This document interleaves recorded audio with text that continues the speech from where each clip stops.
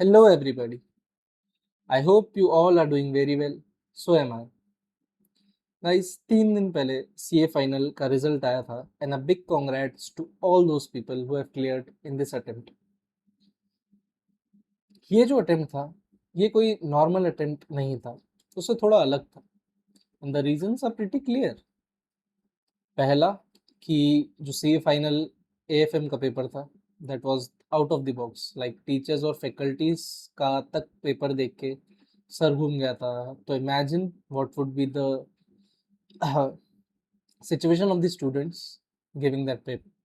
Then ICAI ने एक announcement लाई कि 35 to 40 डेज में रिजल्ट आएगा, which would be around 18th of June, जो कि आया. Kudos to ICAI. एंड और बहुत सारी चीज़ें लाइक क्या AFM में ग्रेस मार्क्स मिलेंगे कि नहीं मिलेंगे. रिसेंटली अपन ने देखा कि डेटा लीक हो चुका है, इसे डेटा लीक हो चुका था, ऐसे का ऐसे रूमर्स थे, ऐसे स्पेक्यूलेशंस थे, और क्या पता रिजल्ट मैनिपुलेट हो जाए एंड दिस दैट. इन सारी चीज़ों को अपन पास में छोड़ गए. We are standing in the present, looking forward to our way in the future. Guys, ये वीडियो उन लोगों के लिए बहुत हेल्पफुल होने वाला है जिनका इस अटेम्प्ट में क्लियर नहीं हुआ.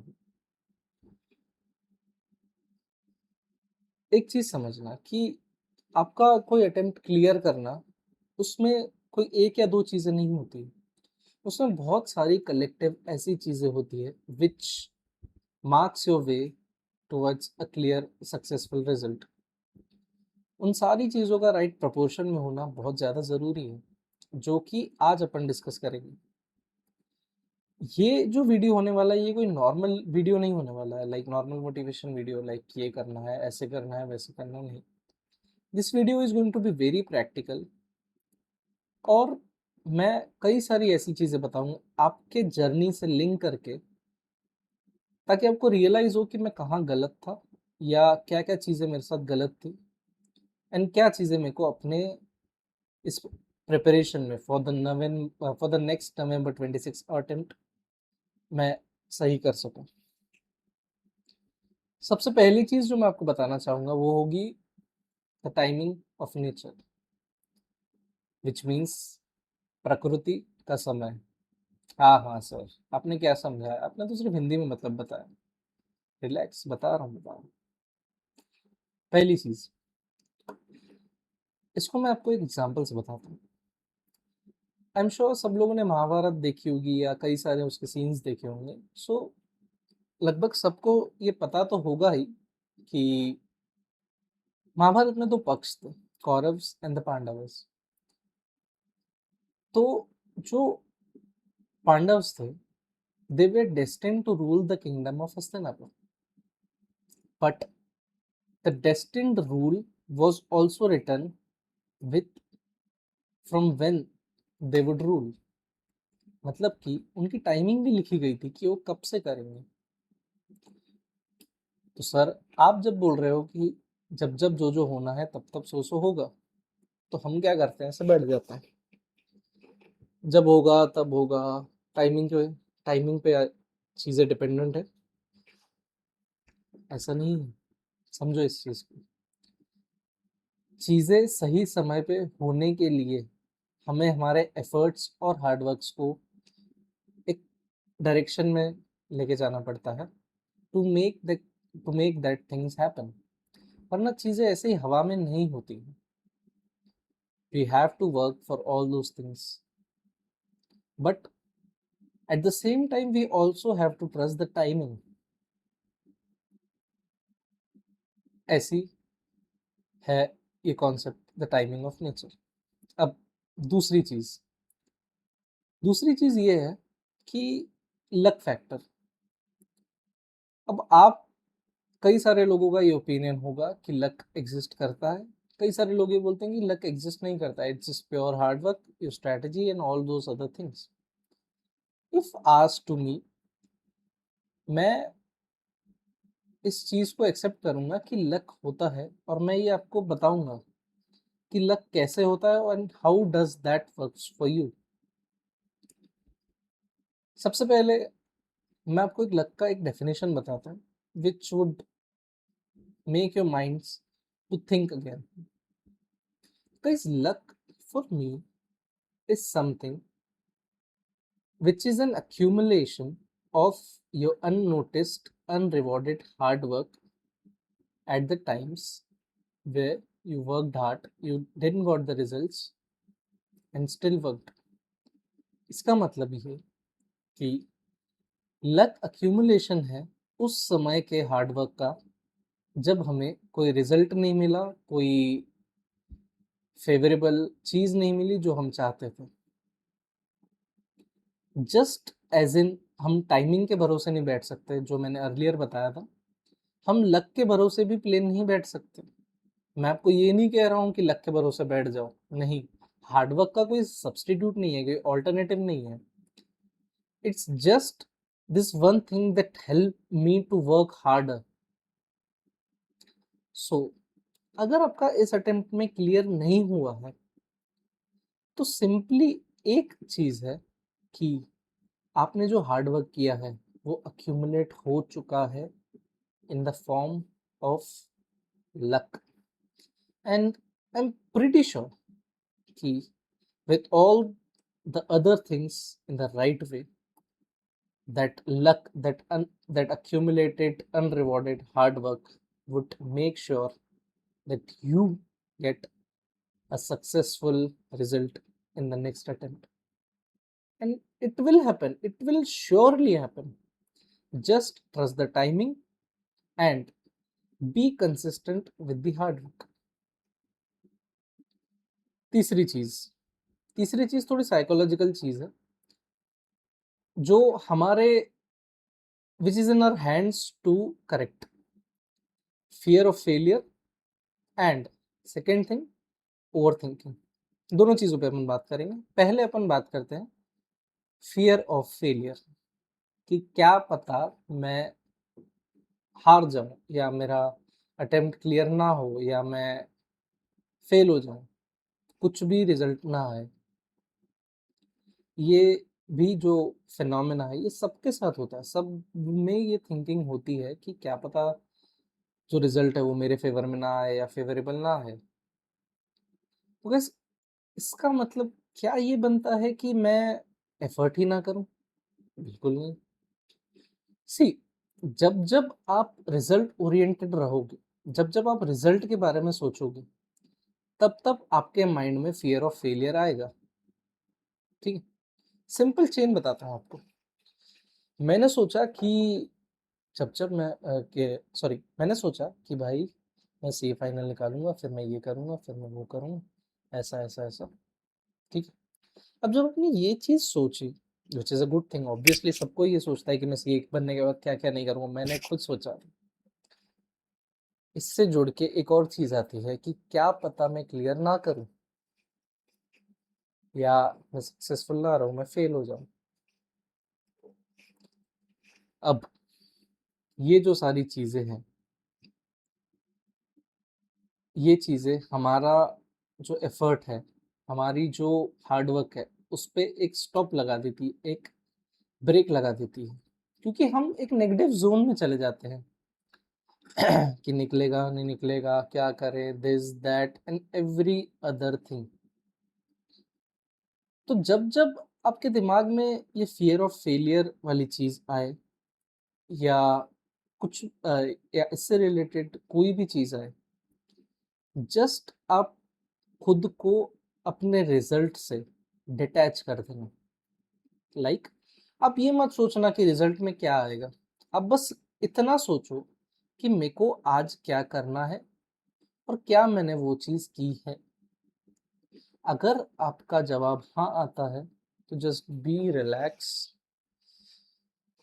Don't worry about anything else, because result is not in your hands. what is in your hands is the effort that you do. अब उसके बाद जो हो उसके लिए आप जिम्मेदार नहीं हो, आप you are only responsible up to your efforts. तो अगली बार जब भी फियर ऑफ फेलियर या कभी भी ऐसा लगे क्या पता कैसा होगा क्या होगा, अपने मन से रिजल्ट शब्द हटा देना, आउटकम शब्द हटा देना और सिर्फ खुद से ये सवाल पूछना कि मैं क्या एफर्ट कर रहा हूँ। अगर जवाब हाँ है तो just keep continuing that effort for the till the D day of the last exam. अब ओवर थिंकिंग, ये भी एक बहुत बड़ा फिनोमेना है। क्या पता यार रिजल्ट ऐसा आ गया तो क्या करूँगा यार, कैसे सबको मुंह दिखाऊंगा, घर वाले क्या बोलेंगे, बेचारे इतनी उम्मीद लगा के बैठे हैं। भाई वो बंदी जिससे मैंने दिल से प्यार किया था वो भी छोड़ के चली गई तो मैं क्या करूँगा, मैं तो तबाह हो जाऊँगा। क्या पता मेरे को आगे जॉब मिले ना मिले, मेरा बिजनेस जो भी कुछ मैंने सोचा हो वो चले ना चले। ये सारी चीज़ें कॉन्स्टिट्यूट करती है ओवर थिंकिंग। ओवर थिंकिंग आपको इतने नेगेटिव जोन में डाल देती है कि आपके साथ ही बुरा होगा। इस दुनिया में जितनी बुरी चीज़ है वो सब आपके लिए होगी, जबकि ऐसा होता नहीं है। वो आपका ब्रेन आपको उन सिनेरियोज में धकेल देता है जो सिर्फ आपने टेम्पररी टाइमिंग बनाए थे। क्यों बनाए थे? Fear of failure, that I've earlier told.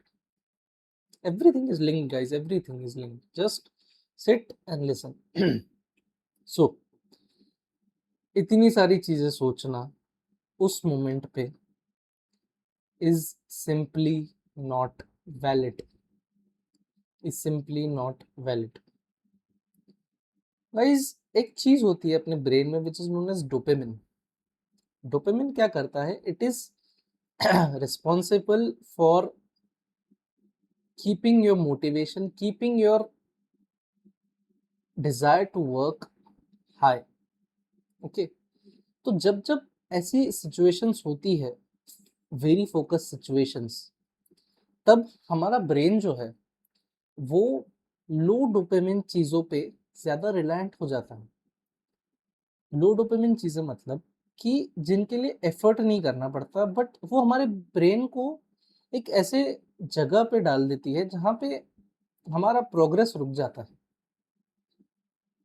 ये मैंने आपको एक साइंटिफिक तरीके से समझाया, उसको अपन थोड़ा बाजू रखते हैं। अगेन मेन अपने टॉपिक पे आते हैं। तो ये ओवर थिंकिंग का भी एक सोल्यूशन है, विच इज कि जब पेपर के टाइम पे आप खुद के साथ डिसिप्लिन रहें। डिसिप्लिन ही एक जरिया है to kill the over thinking. See guys, क्या होता है, ओवर थिंकिंग के कारण अपने एफर्ट्स छूट जाते हैं तो अपनी कंसिस्टेंसी छूट जाती है। अब उसी टाइम पे अपने को खुद को ये याद दिलाना कि मैं चाहे कुछ भी सोचूं मेरी लाइफ में, चाहे कुछ भी हो, मेरे से कुछ बने ना बने, मैं अपने दिन के इतने आवर्स दूंगा for my studies, for my successful CA result. ठीक है, अब एक बार ऐसा करके देखो कि आप रिजल्ट को छोड़ के एफर्ट के लिए स्ट्राइव करो, एफर्ट उस जर्नी के लिए स्ट्राइव करो। एक एक दिन को काउंट करवाओ और विथ फुल डिसिप्लिन के साथ काउंट करवाओ। क्योंकि जब डिसिप्लिन किकिंग होता है ना, तो मैं ऐसा नहीं बोलता हूँ कि ये सारी नेगेटिव थॉट्स, ओवर थिंकिंग एकदम से भाग जाएगी, बिल्कुल भी नहीं। ये सिर्फ डिसिप्लिन जो होगा इन सारी चीज़ों को ओवर पावर करेगा। और अगर एक बार आप में वो डिसिप्लिन आ गया, I am telling you guys, you would just rock the world, rock the world out there. So ये था कुछ बेसिक चीज़ें जो अपने रिजल्ट से लिंक्ड होती हैं, जो आज तक किसी ने आपको बताई नहीं होगी। सो इस वीडियो को देखना, शांति से देखना, 2-3 बार देखना और अपने आप को रियलाइज करवाना कि मैंने जो एफर्ट्स किए हैं, मैंने जो एफर्ट्स डाले हैं इन दिस जर्नी, वो अप्रोप्रिएट थे, उनमें कमी नहीं थी। बाकी सारे फैक्टर्स का एक रोल था, जो कि प्ले होगा in your very next attempt. And and just trust me guys, जो मैंने चीजें आपको बताई है ना, आप जब उन चीजों को एक्सेप्ट कर लोगे ना, तो एक बिहेवियरल चेंज आएगा आपके इसमें, कि आप जो डिसिप्लिन, जो एफर्ट्स है, वो एफर्टलेसली कर पाएंगे। आपको ऐसा नहीं लगेगा कि मैं कुछ भारी काम कर रहा हूँ। आप कर जरूर रहे हैं भारी काम, लेकिन वो आपके रूटीन में, वो आपके हैबिट में बैठ जाएगा। अगर वो एक बार आपके हैबिट में बैठ गया, तो no one can stop you from clearing the CA final attempt in November 26। And ये जो सारी चीजें थी, वो अपने हर फ्रेंड के साथ शेयर कीजिएगा, ये वीडियो भी शेयर कीजिएगा, ताकि उनको भी ये सारी चीजें समझ में आए कि in the very next attempt I am going to realize these things and just going to focus on my efforts. It is as simple as that. बस टफ है तो सिर्फ एग्जीक्यूशन, जो कि आप और मैं मिलके आपसे जरूर करवाएंगे। So guys, this is CA Kalash Gajrani this side.